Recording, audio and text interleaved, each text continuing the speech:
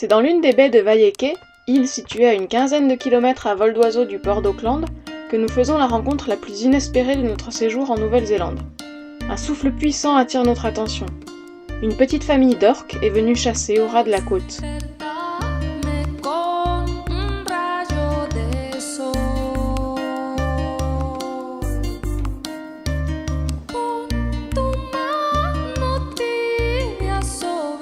On reconnaît la femelle à son aileron, semblable à celui d'un dauphin.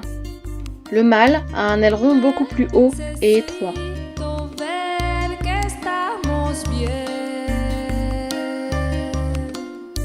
Tous deux entourent leur petit de fort près. Nous avons l'impression qu'il s'agit là d'une leçon de pêche sous-marine.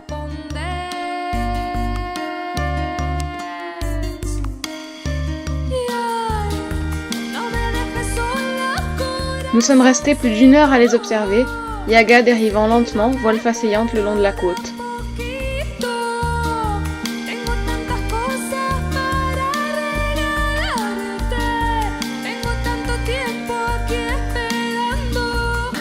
Quelques semaines plus tôt, sur l'île du sud de la Nouvelle-Zélande, nous avions croisé d'autres mammifères marins, des lions de mer, ici un mâle adulte.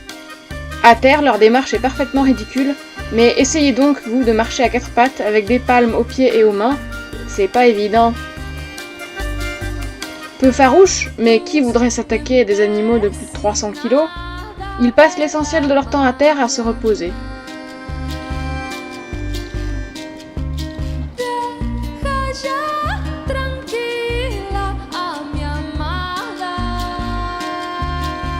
Nous avons également vu des otaries à fourrure, dont le programme à terre est sensiblement le même. Faire du gras, allaiter les petits et se reposer avant de repartir en mer. Parfois plusieurs semaines consécutives dans les eaux froides des 40e rugissants.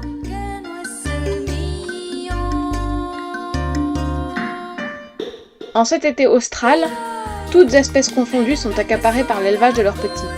Mais certains de ces petits, déjà grands, n'ont pas encore compris qu'il leur faudrait désormais se nourrir seuls, sans l'aide de leurs parents.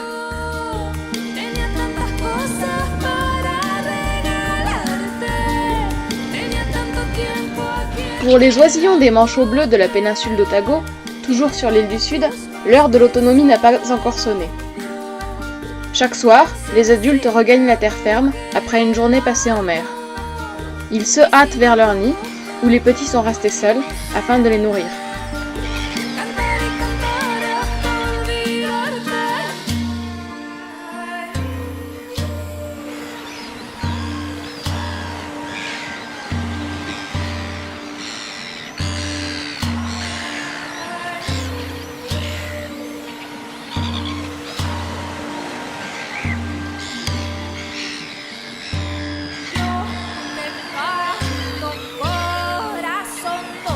Si les manchots sont très à l'aise dans l'eau, une fois à terre, leur agilité demeure toute relative.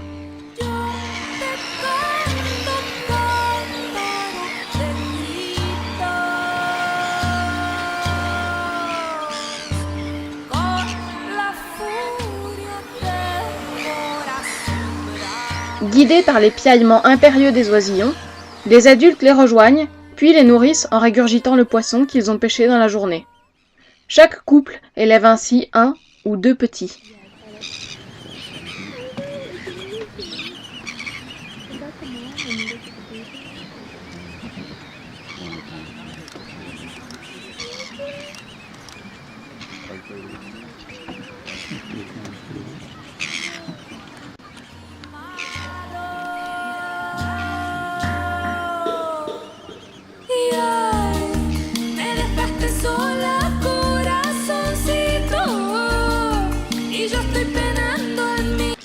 Les manchots célibataires, sans oisillons à nourrir, ont quant à eux un emploi du temps beaucoup moins chargé.